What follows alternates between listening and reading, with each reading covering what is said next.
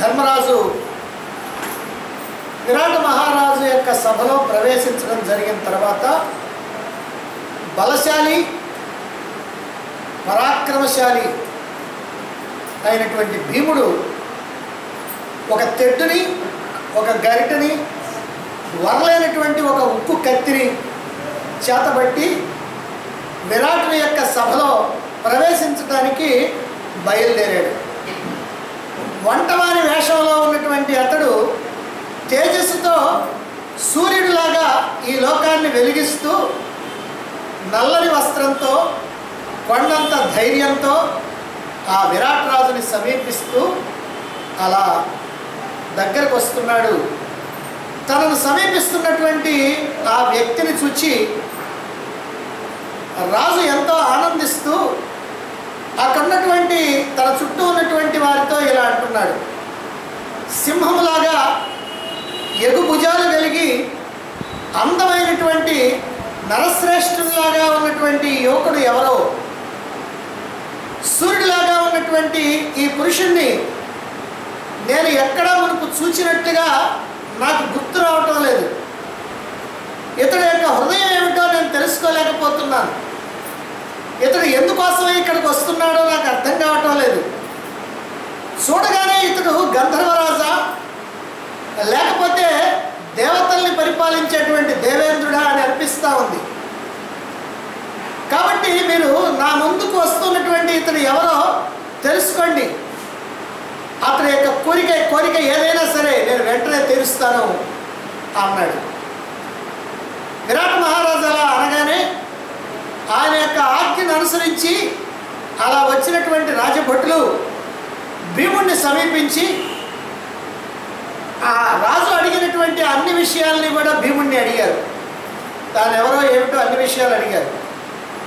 ఉదాత్త మనస్సు కలిగినటువంటి భీమసేనుడు విరాటుడిని సమీపించి దైన్యం లేకుండా, అంటే ఎటువంటి దీనత్వం లేకుండా ఇలా అంటున్నాడు: రాజా, నేను వల్లవుడు అనేటువంటి పేరు కలిగినటువంటి వంటవాణ్ణి.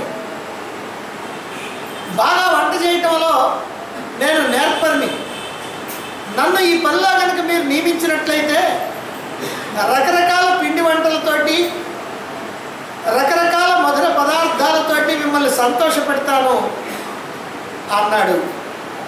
అప్పుడు విరాట్ మహారాజు ఆ మాటలకు అంటున్నాడు: ఓ వల్లవా, నీవు వంటవాడివి అనేటువంటి మాటని నేను నమ్మలేకపోతా ఉన్నా. ఎందుకంటే దేవేంద్రుడిలాగా ప్రకాశిస్తూ ఉన్నావు. నీ యొక్క దేహ కాంతి కానీ, రూపం కానీ, విక్రమాలు కానీ ఇవన్నీ చూస్తూ ఉంటే నువ్వు నరశ్రేష్ఠుడిలాగా అనిపిస్తున్నావు, కానీ కేవలం వంట చేసుకునేటువంటి వంటవాడిలాగా నాకు అనిపించడం లేదు అన్నాడు విరాట మహారాజు. భీముడు అంటున్నాడు: ఓ రాజా, నేను వంటవాడిని, సేవకుడిని, ప్రత్యేకమైనటువంటి భక్ష్యాలని నేను చక్కగా తయారు చేయగలను. ఇంతకుముందు నా వంటల్ని ధర్మరాజు కూడా ఆస్వాదించడం జరిగింది. అంతేకాదు, బలంలో నాతో సమానుడైనటువంటి వాడు ఎవరు లేరు. నేను ఎప్పుడు కూడా మల్ల యుద్ధం చేస్తూ ఉంటాను. ఏనుగులతోటి, సింహాలతోటి కూడా నేను పట్టుబట్టగలను. మీకెప్పుడు కూడా నేను ప్రియం చేస్తూ ఉంటాను అన్నాడు. విరాటుడు వెంటనే, నీకు వంటశాలలో తగినటువంటి వారిని ఇస్తాను, అలాగే నువ్వు కోరుకున్నట్లుగానే నువ్వు చెయ్యి. నేర్పుతో నువ్వు చాలా బాగా మాట్లాడుతూ ఉన్నావు. ఈ పని నీకు తగినదిగా నేనేం అనుకోవటం లేదు. నీవు ఈ సముద్ర పర్యంతమైనటువంటి భూవలయాన్ని మొత్తాన్ని కూడా పరిపాలించడానికి సమర్థుడని నేను అనుకుంటూ ఉన్నాను. అయినప్పటికీ కూడా నీ కోరిక ప్రకారం పాకశాలలో నిన్ను ప్రథముడుగా ఇక్కడ ఉంచుతున్నాను. ఇంతకుముందు అక్కడ ఉన్నటువంటి వాళ్ళందరికీ కూడా నిన్ను నాయకుడిగా నియమిస్తూ ఉన్నాను అన్నాడు. ఆ విధంగా పాకశాలలో నియమించబడి భీముడు విరాట మహారాజుకి మిక్కిలి ఇష్టుడై ఆ రాజ్యంలో నివసిస్తూ ఉన్నాడు. ఇతరులు ఎవరు కూడా తనని కనుక్కోకుండా, తనని గుర్తుపట్టకుండా జాగ్రత్త వహిస్తూ ఉన్నాడు. ఇక తెలినవ్వుతో కాటుక కన్నులతోటి ద్రౌపది చిక్కుబడినటువంటి చక్కని నల్లని సన్నని మెత్తని పొడవైనటువంటి జుట్టుని పైకి ముడిగట్టుకొని కుడివైపునికి మలుచుకుంది. ఆమె బాగా మాసిన చీర కట్టుకొని సైరంధ్రి వేషం దాల్చి కష్టాల్లో ఉన్నటువంటి దానిలాగా సంచారం చేస్తూ ఉన్నది ఆ ప్రాంతంలో. అలా తిరుగాడుతూ ఉన్నటువంటి ద్రౌపదిని చూచి నగరంలో ఉన్నటువంటి ప్రజలంతా కూడా, అమ్మా నీవు ఎవరివి, నీవు ఏ ప్రయోజనం కోసమని ఇక్కడ సంచరిస్తూ ఉన్నావు అని అడిగితే వాళ్ళతో ఆమె ఇలా అంటున్నది, నేను సైరంధ్రిగా ఇక్కడికి వచ్చాను, నన్ను ఎవరైతే నియోగించుకుంటారో వాళ్ళు చెప్పినటువంటి పని చేయడానికి నేను సిద్ధంగా ఉన్నాను అని ఆమె చెప్పింది. ఆమె యొక్క రూపం, ఆమె యొక్క వేషం, ఆమె యొక్క నేర్పు కలిగినటువంటి మాట, వాటన్నింటినీ గమనించి ఆమె ఏదో తిండి కోసం వచ్చినటువంటి దాసిలాగా నమ్మలేకపోయారు అక్కడ ఉన్నటువంటి ప్రజలంతా కూడా. అదే సమయంలో విరాట మహారాజు భార్య అయినటువంటి సుధేష్ణ మేడపైన ఉన్నటువంటి వరండాలో అలా నిలబడి నగరం వైపుగా అలా చూస్తూ ఉన్నది. ఆ చూస్తూ ఉన్నటువంటి సమయంలో దివ్యమైనటువంటి ప్రకాశంతో సాముద్రిక శాస్త్రంలో చెప్పబడినటువంటి స్త్రీకి 32 లక్షణాలు అంటే 32 లక్షణాలు, ఆ అవయవ సౌష్ఠవం ఎలా ఉంటుందో అదిగో ఆ ప్రకారంగా ఉన్నటువంటి దేవతా స్త్రీలాగా ప్రకాశిస్తూ ఉన్నటువంటి ద్రౌపది దేవిని చూచింది. చక్కని రూపం ఉన్నప్పటికీ కూడా దిక్కులేనటువంటి దానిలాగా ఒకే వస్త్రాన్ని ధరించి ఉన్నది ఆ సమయంలో ద్రౌపది. ఆమెని తన యొక్క సేవకుల ద్వారా పిలిపించుకున్నది మహారాణి సుధేష్ణ. పిలిపించుకొని ఆమెతో అంటున్నది, ఓ కళ్యాణి, నీవు ఎవరివి, నువ్వు ఏం చేయాలనుకుంటున్నావు, దేనికోసమై ఈ రాజ్యంలో తిరుగాడుతున్నావు, నిన్ను ఇంతకు ముందు నేను ఎక్కడా చూచినట్టుగా నాకు తెలియదు అని అంటే ద్రౌపది చెబుతున్నది, అమ్మా నేను సైరంధ్రిని, నన్ను పనిలో నియోగించినట్లయితే వాళ్ళ యొక్క పనులు నేను చేయాలనుకుంటున్నాను అనటంతోనే సుధేష్ణ అంటున్నది, ఓ భామిని, నీవు చెప్పినట్లుగా నీ రూపం లేదు, ఇటువంటి రూపం కలిగినటువంటి స్త్రీ సైరంధ్రి కావటానికి వీల్లేదు. అనేకమైనటువంటి దాసీ జనులకి పని చెప్పి చేయించుకునేటువంటి మహారాణిలాగా ఉన్నావే కానీ నీవు దాసీలాగా నాకు కనిపించడం లేదు. మడమలు ఎత్తుగా లేవు, వరుసినటువంటి తొడలు, లోతైనటువంటి నాభి, వాక్కు బుద్ధి చక్కగా ఉన్నటువంటి దానివి. అంతేకాదు ముక్కు, చెవి, కళ్ళు, స్తనాలు, గోళ్ళు ఈ 5 కూడా ఉన్నతంగా ఉన్నాయి. అరిచేతులు, అరికాళ్ళు, కనుకొలకులు, పెదవి, నాలుక, గోళ్ళు ఈ 6 కూడా ఎర్రగా ఉన్నాయి. హంస వలె గద్గద స్వరం ఉంది. చక్కని కేశాలు, స్తనాలు కలిగి ఉన్నావు. నల్లని శరీర ఛాయతో బలిసినటువంటి పిరుదులతో ఉన్నావు. కాశ్మీర్ దేశపు గుర్రంలాగా అన్ని మంచి లక్షణాలు కలిగి వంపు తిరిగినటువంటి కనుబొమ్మలతో ఆ నేత్రాలు, దొండపండు వంటి ఆ పెదవి, సన్నని నడుము, శంఖం వంటి కంఠం, బయటకు కనిపించకుండా ఉండేటువంటి నాడులు, పున్నమి చంద్రుని వంటి ముఖము కలిగినటువంటి నీవు సైరంధ్రివి ఎలా అవుతావు? ఇతరులకు సేవ చేసేటువంటి దానిగా ఎలా ఉండగలవు? శరత్కాలపు కలువ రేకుల వంటి కన్నులు, పరిమళము, ఆ కలువలతో సేవించేటువంటి ఆ లక్ష్మీదేవితో సమానమైనటువంటి రూపం కలిగినటువంటి నీవు దాసివా అవుతావా? కనుక ఓ కళ్యాణి నిజం చెప్పు, నీవెవరు? నువ్వు ఎట్లాగూ కూడా దాసివి కావటానికి మాత్రం వీల్లేదు. నువ్వు యక్షకన్యవా, దేవతవా, గంధర్వ యువతివా, అప్సరసవా, దేవకన్యవా, నాగకన్యవా, లేక ఈ నగర దేవతవా, విద్యాధరివా, కిన్నరివా, లేక సాక్షాత్తు రోహిణివా?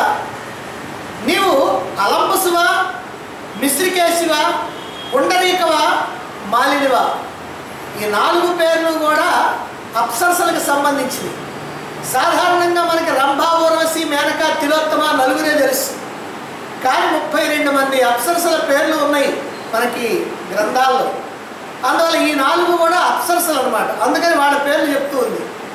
అలా కాకుండా దేవేంద్రుని యొక్క భార్య అయినటువంటి నువ్వు శచీదేవివా, లేక వరుణుని భార్యవా, విశ్వకర్మ భార్యవా, ధాత అయినటువంటి ఆ ప్రజాపతి భార్యవా, ఎవరు నువ్వు అని ఆశ్చర్యంతో అడుగుతూ ఉంది సుదేష్ణ. ద్రౌపది చెప్పింది, నేను ఏ దేవతా స్త్రీని కాను, గంధర్వ స్త్రీని గాను, అసుర స్త్రీని గాను, రాక్షస స్త్రీని గాను. నేను సేవ చేసి జీవించేటువంటి శైలేంద్రుని మాత్రమే.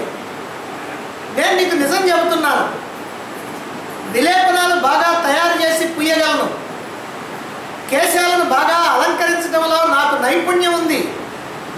మల్లికలు, కలువలు, పద్మాలు, చంపకాలు, నీటి దండలు చిత్ర విచిత్రంగా అందంగా కూర్చగలను. శ్రీకృష్ణుని ప్రియ మహిషి, పట్టవ మహిషి అయినటువంటి సత్యభామని పూర్వంలో నేను సేవించాను. ఆ తర్వాత కురువంశజులైనటువంటి పాండవుల భార్య మిక్కిలి సౌందర్యవతి అయినటువంటి ద్రౌపది దేవిని కూడా సేవించాను. ఈ ప్రకారంగా నేను అక్కడక్కడ తిరుగుతూ మంచి భోజనము, వస్త్రాలు లభించినంత కాలం అక్కడే ఆనందిస్తూ ఉండేదాన్ని. ద్రౌపది దేవియే స్వయంగా నాకు మాలిని అనేటువంటి పేరు కూడా పెట్టింది. ఓ సుదేష్ణాదేవి, అటువంటి నేను ఇప్పుడు నీ మందిరానికి వచ్చాను. మరి ఏ ప్రకారంగా నన్ను వినియోగిస్తావో నీ ఇష్టం అన్నది. ఆ మాటలకి సుదేష్ణ, నిన్ను నా నెత్తిన పెట్టుకుంటాను, నాకు ఎటువంటి సందేహం లేదు. కానీ ఆ రాజు తన మనసంతా కూడా నీ మీద పెట్టి నిన్ను కోరకుండా ఉంటే నువ్వు ఇక్కడ ఉండొచ్చు. ఈ రాజకులంలో ఉన్నటువంటి స్త్రీలు, ఈ నా మందిరంలో ఉన్నటువంటి స్త్రీలు, వీళ్ళందరూ కూడా నిన్నే ఆసక్తితో చూస్తూ ఉన్నారు. ఇక పురుషుల్ని మోహింపజేయకుండా ఉంటావా? నా ఇంట్లో ఉన్నటువంటి వృక్షాలను చూడు, అవి కూడా నిన్ను చూడటానికి వంగుతున్నట్టుగా అనిపిస్తూ ఉంది. ఇక ఏ పురుషుణ్ణి నువ్వు మోహింపజేయలేవు. ఓ శుశ్రోణి, మా రాజు విరాటుడు మానవుల్లో లభ్యంగానే అందమైనటువంటి నీ శరీరం చూసి నిన్ను వదిలి నిండు మనసుతో, నన్ను వదిలేసి నిండు మనసుతో నిన్ను కోరుతాడేమో. దోషం లేనటువంటి శరీర సౌష్ఠవం ఇది, విశాలమైనటువంటి చంచల నేత్రాలు కలిగినటువంటి దానివి. ఆ కళ్ళతో నీవు చూస్తే ఏ పురుషుడైనా సరే కామానికి వశం కావాల్సిందే. అందమైనటువంటి నవ్వు, చక్కని శరీర సౌష్ఠవము కలిగినటువంటి నిన్ను ఎవరు చూసినా మన్మధునికి వశం కావాల్సిందే. తన చావును కోరుకొని తానే వృక్షాలు ఎక్కేవాడిలాగా ఈ నా రాజభవనంలో నిన్ను ఉంచడం అనేటువంటిది నాకు చాలా కష్టంగానే ఉంటుంది. ఆడుపీత తనకి చావును తెచ్చేటువంటి గర్భాన్ని ధరించినట్టుగా నీవు ఇక్కడ ఉండటం మాకు మృత్యు అవుతుంది అన్నది సుదేష్ణ. దీంట్లో సుదేష్ణ ద్రౌపదీదేవి యొక్క అందచందాలన్నింటినీ కూడా ప్రశంసిస్తూ ఉంది. నిజంగా ద్రౌపది మాసిన చీర కట్టుకొని తన యొక్క అందాన్ని దాచుకొని వచ్చింది. అయినప్పటికీ కూడా సుదేష్ణ చక్కగా గ్రహించగలిగినటువంటిది. ఎందుకంటే సాముద్రిక శాస్త్రంలో అందమైనటువంటి పద్మిని జాతి స్త్రీకి 32 లక్షణాలు చెప్పారు. ఆ లక్షణాలన్నీ కూడా ద్రౌపదిలో ఉన్నాయి కనుక ఆమెను చూసినటువంటి పురుషులు ఎవరైనా సరే ఆమెను మోహిస్తారని, ఆ కారణంగా తనకి ఇబ్బంది అవుతుంది ఆమెను కనుక అంతఃపురంలో ఉంచితే అని భయపడుతూ ఉన్నది. ఆ మాటలకి ద్రౌపది చెబుతుంది, ఓ భామిని, నేను విరాటుని చేత కానీ వేరొకటి చేత కానీ ఎప్పటికీ కూడా పొందశక్యం కానటువంటి దాన్ని. నాకు 5 గంధర్వ యువకులు భర్తలుగా ఉన్నారు. వాళ్ళు బలవంతులైనటువంటి ఒక గంధర్వరాజు యొక్క కుమారులు. నిత్యము నన్ను రక్షిస్తూ ఉంటారు. నేను కఠినమైనటువంటి నియమం కలిగినటువంటి దాన్ని. నాకు ఎంగిలి పదార్థాలు పెట్టకూడదు. అలాగే ఇతరుల యొక్క పాదాలు నేను వత్తను. అలా ఎవరైతే ఈ పద్ధతులకి ఇష్టపడుతూ ఉంటారో అటువంటి వాళ్ళ దగ్గర మాత్రమే నేను ఉండటానికి ఇష్టపడుతూ ఉంటాను. అలా ఉన్నప్పుడే నా గంధర్వ పతులు ఎంతో సంతోషిస్తారు. ఇతర సాధారణ స్త్రీలలాగా ఎవరైతే నన్ను కోరుతాడో అతడు ఆ రాత్రే తన శరీరాన్ని విడిచిపెడతాడు. అమ్మా, నన్ను నా ధర్మం నుంచి ఎవరు కూడా చెలింపజేయలేరు. ఇప్పుడు కష్టాల్లో ఉన్నప్పటికీ కూడా బలవంతులైనటువంటి నా భర్తలైనటువంటి గంధర్వులు సాటుగా ఉండి నిత్యము కూడా నన్ను రక్షిస్తూ ఉంటారు అన్నది ద్రౌపది. ఈ మాటలు విన్న సుధేష్ణ అంటున్నది, ఓ ఆనందదాయిని, అయితే నువ్వు కోరినట్లుగానే ఇక్కడ ఉండవచ్చు.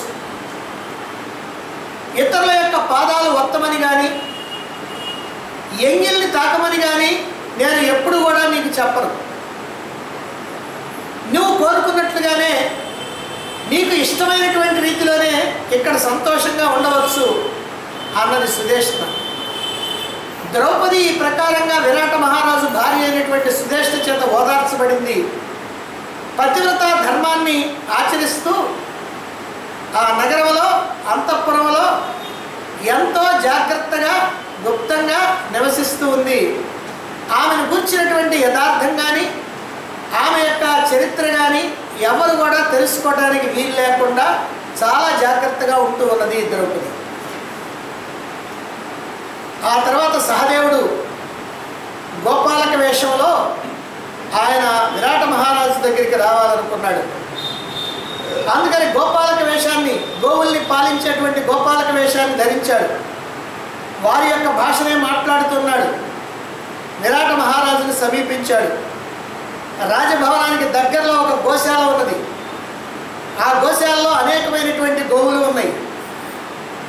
ఆ గోవుల్ని చూస్తూ అక్కడ నిలబడ్డాడు. విరాట మహారాజు అనుకోకుండా అతన్ని చూచాడు. అతని యొక్క రూపురేఖ విలాసాలు చూచి ఎంతో ఆశ్చర్యపడి అతని దగ్గరికి భటుల్ని పంపించాడు. తన దగ్గరికి వస్తున్నటువంటి ఆ నరశ్రేష్ఠుడిని చూసి ఆ విరాట మహారాజు అతడితో అంటున్నాడు, నువ్వు ఎవరి వాడివి? ఎక్కడి నుంచి వచ్చావు? నీవు ఎందుకోసం వచ్చావు? నీవు ఏమి చేయాలని అనుకుంటున్నావు? ఇంతకు మునుపు నేను ఎక్కడా కూడా నిన్ను చూడలేదు కనుక నిజం చెప్పు అన్నాడు. శత్రు సంహారకుడైనటువంటి ఆ విరాట మహారాజుని సమీపించి మేఘ గర్జన గంభీర స్వరంతో సహదేవుడు ఇలా అంటున్నాడు, మహారాజా, నేను వైశ్యుణ్ణి. నా పేరు అరిష్టనేమి. కురుశ్రేష్ఠుల యొక్క గోశాలలో నేను ఉండేవాడిని ఇంతకు పూర్వం. నీ రాజ్యంలో ఉండాలని ఇప్పుడు ఇక్కడికి వచ్చాను. రాజసింహులైనటువంటి ఆ పాండవులు ఎక్కడ ఉన్నారో కూడా నాకు తెలియదు. పని చేయకుండా జీవించడం నాకు సాధ్యం కాదు. నీవు గాక వేరొక రాజు దగ్గర పని చేయటం నాకు ఇష్టం కూడా లేదు అన్నాడు. అప్పుడు విరాట మహారాజు అంటున్నాడు, ఓ శత్రుమర్దన, నీవు బ్రాహ్మణుడివా లేక క్షత్రియుడివా? నీవు భూమిని పాలించేటువంటి రాజులాగా ఉన్నావే కానీ వైశ్యుడిలాగా నాకు అనిపించడం లేదు. నిజం చెప్పు, ఈ వైశ్య కర్మ నీకు తగినటువంటిది కాదు. నీవు ఏ రాజ్యం నుంచి ఇక్కడికి వచ్చావు? నీకు ఏ పనిలో నేర్పు ఉంది? నీవు మా దగ్గర ఏ ప్రకారంగా ఉంటావు? అంతేకాదు, నీవు కనుక ఇక్కడ పని చేస్తూ ఉంటే నీకు ఎంత జీతం కావాలో ఆ విషయాన్ని కూడా కోరుకో అన్నాడు. ఆ మాటలకి సహదేవుడు చెప్తున్నాడు, పాండు కుమారులు 5గురిలో కూడా పెద్దవాడు యుధిష్ఠిరుడు.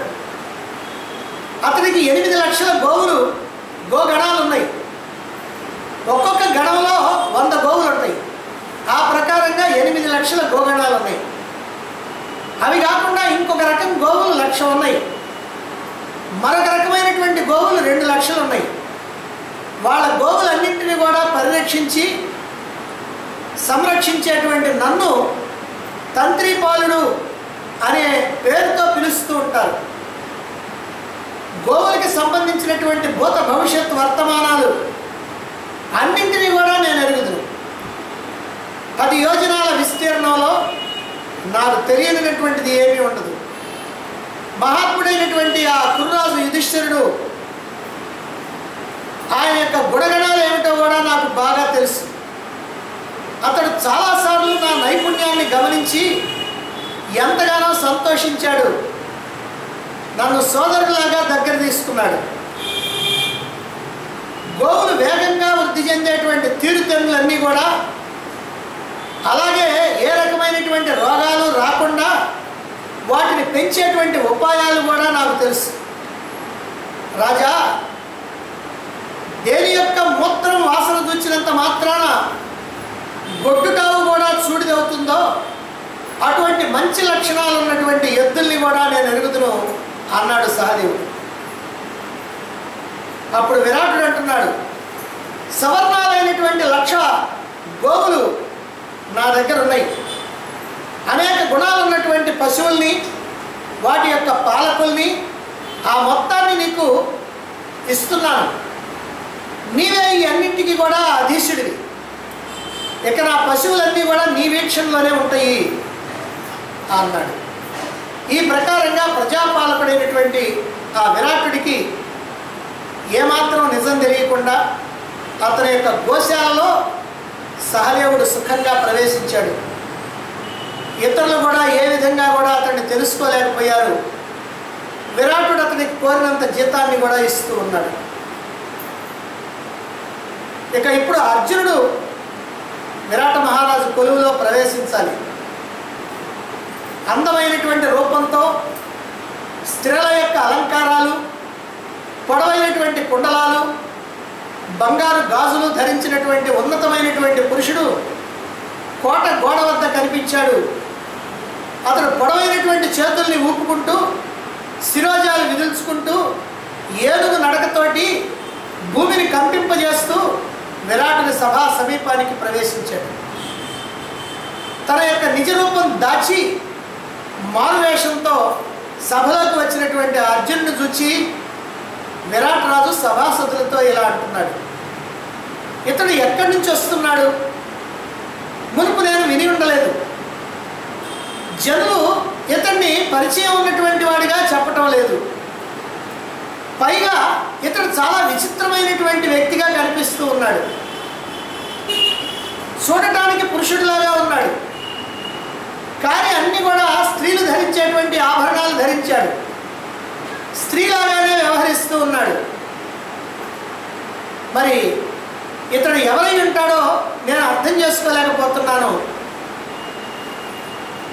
అని పోయి, ఎంతో బలశాలివైనటువంటి నీవు దైవంలా కనిపిస్తున్నావు, గజరాజులాగా ఉన్నావు, నల్లని యువకుడివై ఉన్నావు, చేతులకి శంఖ వలయాల మీద బంగారు గాజులు ధరించావు, జుట్టు విరబోసుకొని కుండలాలు ధరించావు, పూలమాలలు ధరించావు, మంచి కేశాలు ఉన్నాయి, విలక్షణంగా వస్త్రాన్ని ధరించి ధనుర్బాణాలు కవచాన్ని ధరించి వీరుడిలాగా ఉన్నావు.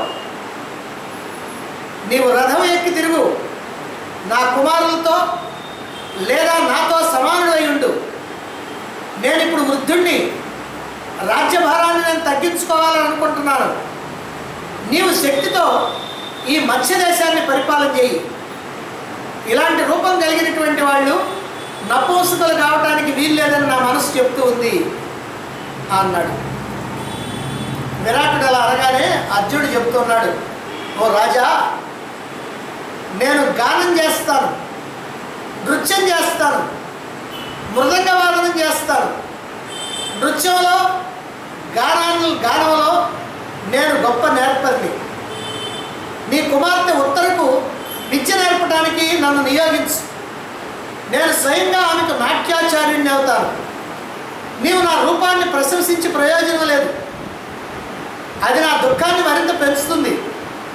తల్లిదండ్రులు వదిలేసినటువంటి కొడుకో లేక కూతురో ఇదిగో ఈ బృహన్నల అని అనుకో అన్నాడు. అప్పుడు విరాట్ అంటున్నాడు, ఓ బృహన్నల, నీవు కోరినటువంటి వరం ఇస్తున్నా. నా కుమార్తెకి, ఆమె చెలికత్తెలకి, ఇతర కన్యలకి నువ్వు నృత్యం నేర్పు. కానీ నువ్వు చేసేటువంటి ఈ పని నాకు మాత్రం ఇష్టం లేదు.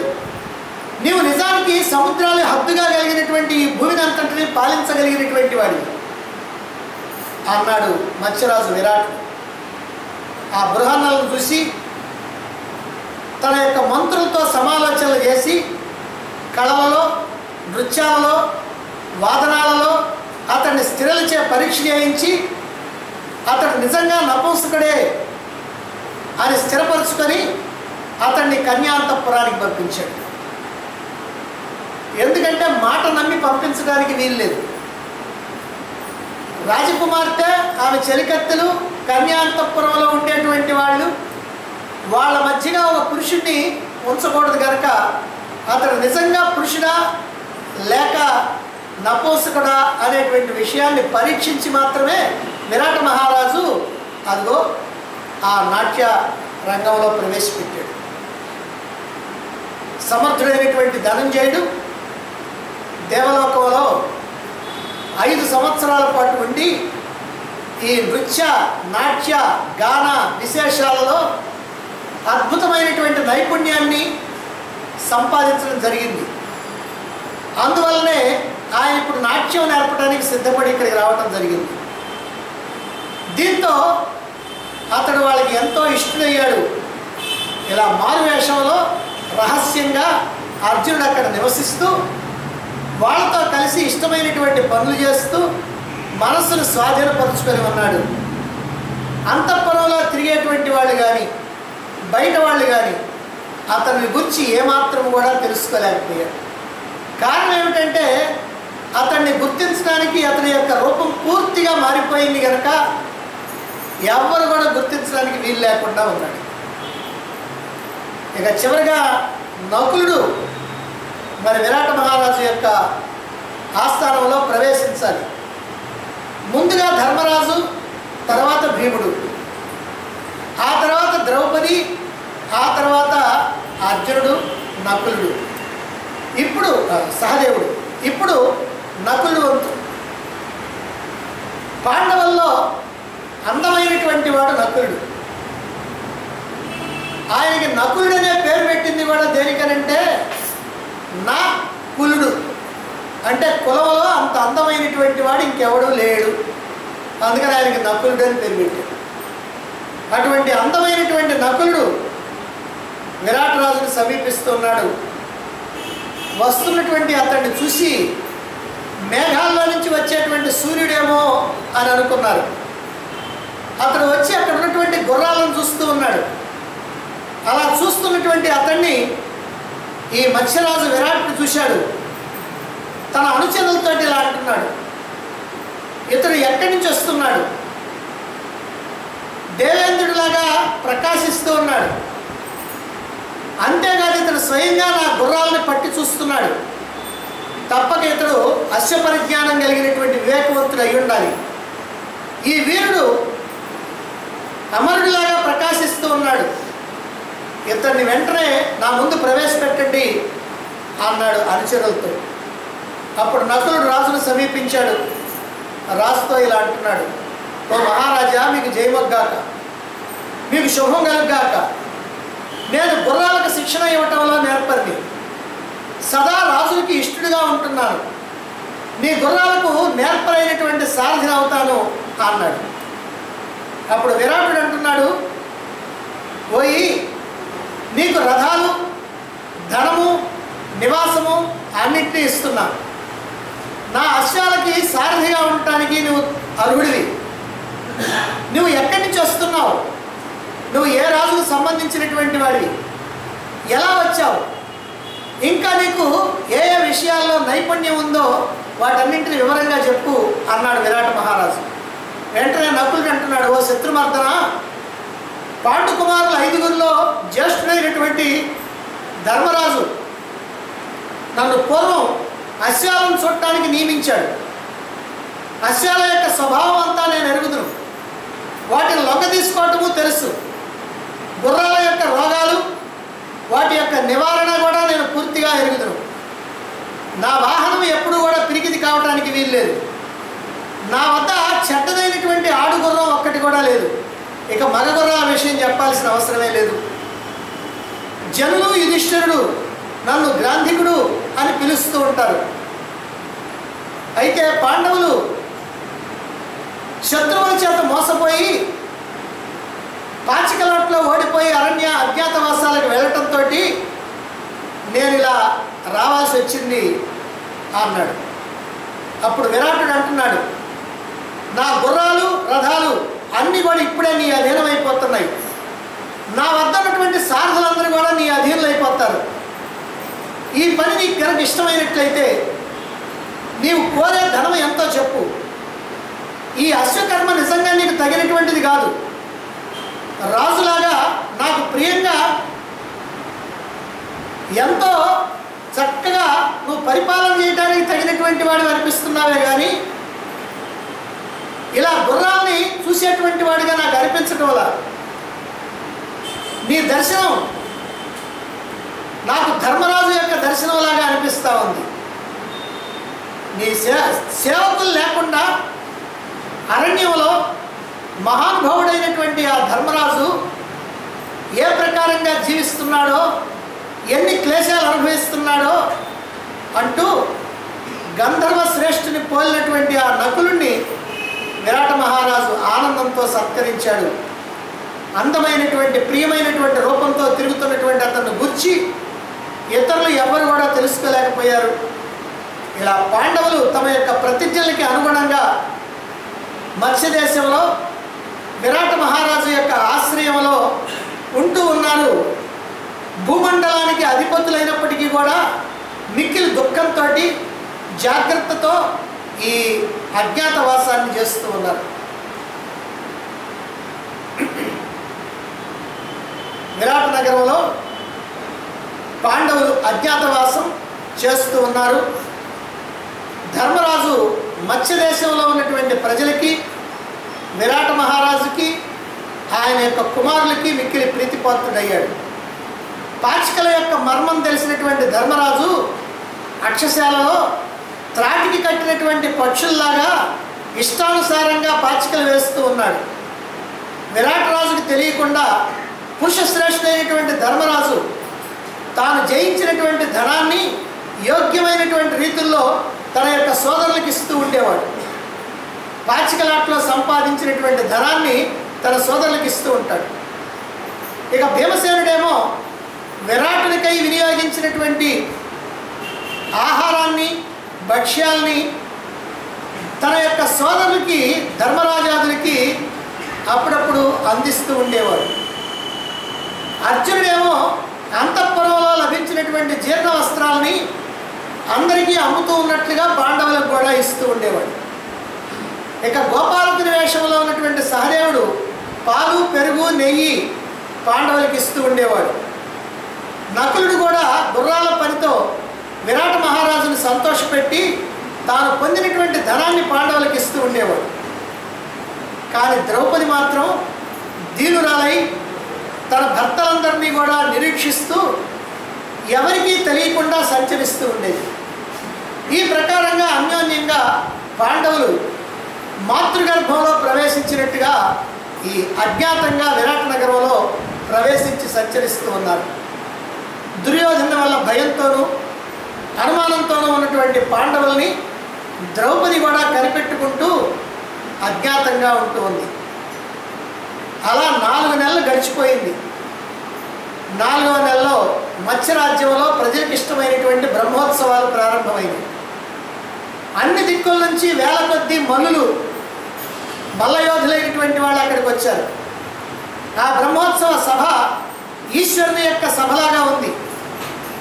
ఈ మల్లయోధులందరూ కూడా అనేక పర్యాయాలు విరాట మహారాజు ఎదుట యుద్ధరంగంలో విజయాన్ని సాధించినటువంటి వాళ్ళే. వాళ్ళల్లో ఒక గొప్ప మల్లయోధుడు ఉన్నాడు. అతడే జీమూత మల్లుడు అనేటువంటి పేరు కలిగినటువంటి మల్లయోధుడు. అతడు మల్లులందరినీ కూడా యుద్ధానికి పిలుస్తూ ఉంటాడు. ఎవరైనా సరే అతన్ని జయించగలిగినటువంటి మల్లయోధుడు లేనే లేడు. అలా రంగంలో తిరుగుతూ ఉన్నటువంటి అతని మీదకి ఎవడు కూడా సాహసించి వెళ్ళడానికి సిద్ధపడ్డు. అక్కడ ఉన్నటువంటి మల్లయోధులందరూ కూడా ఉదాసీనులు, భీతచిత్తులు అయిపోతున్నారు. విరాట్ రాజు తన పాకశాలలో ఉన్నటువంటి వంటల వాడిని, అంటే ఈ వలలుణ్ణి పిలిచి ఈ జీమూత మల్లుడితో పోరాడమని చెప్పాడు. అప్పుడు రాజు బాగా ఉత్సాహపరుస్తూ ఉంటే భీముడు అజ్ఞాతవాస భయంతో ఇష్టం లేకపోయినా రాజు యొక్క ఆజ్ఞ కనుక పోరాడటానికి సిద్ధపడ్డాడు. పైకి రాజు మాటను తిరస్కరించలేకపోయాడు. అందుకనే భీముడు విరాట మహారాజుని గౌరవిస్తూ పులిలాగా విలాసంగా నడుస్తూ ఆ క్రీడారంగంలో ప్రవేశించాడు. భీముడు అక్కడ ఉన్నటువంటి జనుల్ని ఆనందపరుస్తూ నడుము బిగించుకొని ఆ జీమూత మల్లుడిని తనతో మల్ల యుద్ధానికి ఆహ్వానించాడు. ఇద్దరు కూడా మిక్కిలి ఉత్సాహవంతులు, ఇద్దరు భయంకరమైనటువంటి పరాక్రమం కలిగినటువంటి వాళ్ళు, ఇద్దరు కూడా గొప్ప భారీ శరీరం కలిగినటువంటి వాళ్ళు. 60 ఏళ్ల మదపుటేనుగుల్లాగా ఇద్దరు కూడా ఒకరికొకరు తీసుకోకుండా ఉన్నారు. ఆ నరశ్రేష్ఠులు ఇద్దరు కూడా బాహుయుద్ధం ప్రారంభించారు. ఇద్దరు మిక్కిలి ఆనందంతో ఉన్నారు. పరస్పరం విజయాన్ని కాంక్షిస్తూ వాళ్ళ యొక్క పోరు ఎలా ఉందంటే వజ్రాయుధానికి పర్వతానికి యుద్ధం జరుగుతున్నట్టుగా అనిపించింది. పరస్పరం జయాన్ని కాంక్షిస్తూ ఒకరి మీద ఒకరు అవకాశం కోసం చూస్తూ ఉన్నారు. ఇద్దరు బలవంతులే గనక ఎవరు కూడా తగ్గటం లేదు. పిడికిలతో చేతులు పట్టి బలహీనపరచడం, పడగొట్టడం, విసిరివేయటం, కింద పడేసి పిండి పిండి చేయటం, పైకి లేపి నుగ్గు నుగ్గు చేయటం, ఇలా చిత్ర విచిత్రంగా పోరాడుతూ ఉన్నారు ఇద్దరు. శూరుల యొక్క ఉత్సవంలో భుజబలంతో, మనోబలంతో ఏ రకమైనటువంటి శస్త్రం కానీ ఆయుధం కానీ లేకుండా ఘోర యుద్ధం జరుగుతూ ఉంది. ఆ బలశాలు ఇద్దరు కూడా పెద్ద పెద్ద హర్షధ్వానాలతోటి జనులందరినీ కూడా ఆనందపరుస్తూ ఉన్నారు. ఒక్కసారిగా లాగి ముద్ద చేయటం, ముందు వెనకలకి గుంజటం, వేగంగా వెనక్కి పడదోసటం, మోకాళ్ళతో పొడుచుకోవటం, ఇలా వివిధ రీతుల్లో పోరాడుతూ ఉన్నారు. ఎత్తైనటువంటి వక్షం, పొడవైనటువంటి బాహువులు, మల్ల యుద్ధ నిపుణులైనటువంటి ఆ ఇద్దరు కూడా పెద్ద శబ్దంతో బెదిరించుకుంటున్నారు. ఇనప గడియల లాంటి బాహువులతో ఒకరినొకరు పట్టుకొని పోరాడుతూ ఉన్నారు. ఇలా కొంతసేపు పోరాటం జరిగిన తర్వాత శత్రు సంహారకుడైనటువంటి భీముడు పెద్ద పుల్లాగా గర్జిస్తూ ఏనుగులాగా శబ్దం చేస్తూ ఆ మల్లయోధుడిని చేతులతో పట్టుకొని పైకెత్తి పట్టుకున్నాడు. పెద్ద పెద్ద భుజాలతో ఉన్నటువంటి భీముడు అతన్ని పైకి పట్టుకొని తిప్పసాగాడు. అక్కడ ఉన్నటువంటి మల్లులు కానీ మత్స్యదేశస్తులు కానీ ఎంతో ఆశ్చర్యంగా చూస్తూ ఉన్నారు. అలా చేత్తో పట్టుకొని, 2 చేతులతో పట్టుకొని గిరగిరా గిరగిరా గిరగిరా తిప్పుతూ ఉన్నాడు. అలా 100 సార్లు తిప్పేటప్పటికల్లా ఆ మల్లుడి యొక్క బలం కాస్త నశించిపోయింది. అచేతనమైపోయినటువంటి ఆ మల్లుడిని మహాబాహు అయినటువంటి భీముడు ఎత్తి క్రింద పడవేసి నేలకేసి కొట్టాడు. జీమూత మల్లుడు అలా కింద పడిపోయిన తర్వాత తన మోకాళ్ళతో అతని శరీరం మీద ఆ మోకాళ్ళను ఆనించి పిడికిళ్లతో గుద్ది అతన్ని సంహరించాడు. జీమూత మల్లుడు అలా చనిపోతే బంధువులతో పాటుగా విరాట మహారాజు ఎంతగానో ఆనందించాడు. పెద్ద మనసు కలిగినటువంటి కుబేరుడు లాంటి విరాట మహారాజు ఆనందంతో ఆ రంగభూమి మీద భీమసేనుడికి గొప్ప ధనాన్ని ఇచ్చాడు. ఆ భీముడు అలాగే చాలామంది మల్లుల్ని, బలవంతులైనటువంటి పురుషుల్ని సంహరిస్తూ మత్స్యరాజుకి ప్రీతి కలిగిస్తూ ఉన్నాడు. తనతో సమానమైనటువంటి పురుషుడు లేకపోవడంతో భీమసేనుడు అప్పుడప్పుడు పులులతోటి, సింహాలతోటి, ఏనుగులతోటి యుద్ధం చేస్తూ ఉండేవాడు. విరాట మహారాజు అంతఃపుర స్త్రీల నడుము కూర్చొని బలిష్టాలైనటువంటి సింహాలతో భీముడి చేత యుద్ధం చేయించేవాడు. నృత్య గీతాలతోటి విరాట్ రాజుని అంతఃపుర స్త్రీల్ని సంతోషపెడుతూ ఉన్నాడు. ఈ ప్రకారంగా పాండవులంతా విరాట మహారాజుని సంతోషంలో ముంచెత్తి వేస్తూ ఉన్నారు. అయితే అనేకమైనటువంటి క్లేశాలు అనుభవిస్తూ ఉన్నటువంటి ఆ మహారాజుల్ని చూచి ద్రౌపది మాత్రం మనస్సులో చాలా కష్టపెట్టుకుంటా ఉంది. ఇంతటి మహావీరులైనటువంటి వాళ్ళకి ఈ రకమైనటువంటి పనులు చేస్తూ ఇతరులకి సేవ చేయాల్సి వచ్చిందే అని మనస్సులో ఎంతో బాధపడుతూ ఉంది. అలా బాధపడుతూ అజ్ఞాతంగా, అంటే వాళ్ళకి తెలియకుండా ఎంతో దుఃఖిస్తూ కూడా ఉంది. ఈ ప్రకారంగా పాండవులు ద్రౌపదీదేవితో సహా ఈ విరాట మహారాజు యొక్క ఆశ్రయంలో 10 నెలలు గడపటం పూర్తయిపోయింది. ఇప్పుడు 10 మాసాల్లో ఇక 2 మాసాలు మాత్రమే అజ్ఞాతవాసం మిగిలింది. మరి 10 మాసాలు జరిగిన తర్వాత ఇప్పుడు ఒక విచిత్రం జరగబోతూ ఉంది. మరి ఏం జరుగుతుందో ఏమిటో ఆ విషయాన్ని మనం రేపు చెప్పుకుందాం.